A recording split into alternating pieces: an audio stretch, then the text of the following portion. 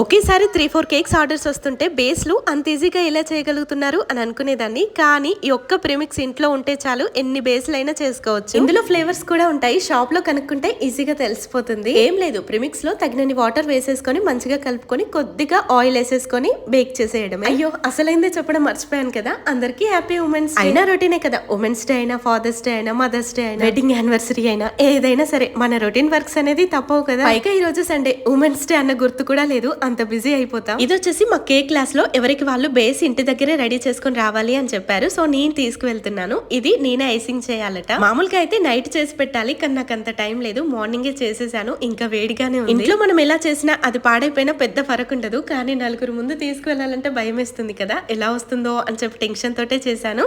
కాకపోతే పర్లేదు, చాలా బాగా వచ్చింది. అమ్మయ్య, ఇప్పుడైతే హ్యాపీగా తీసుకెళ్లొచ్చు. ఎందుకంటే చూడడానికి కూడా బాగుంది కదా. అండ్ నా డ్రెస్ కూడా ఫ్లిప్కార్ట్ లో తీసుకున్నా. కావాలి అంటే ట్యాగ్ చేస్తా, చెక్ చేయండి. Thank you.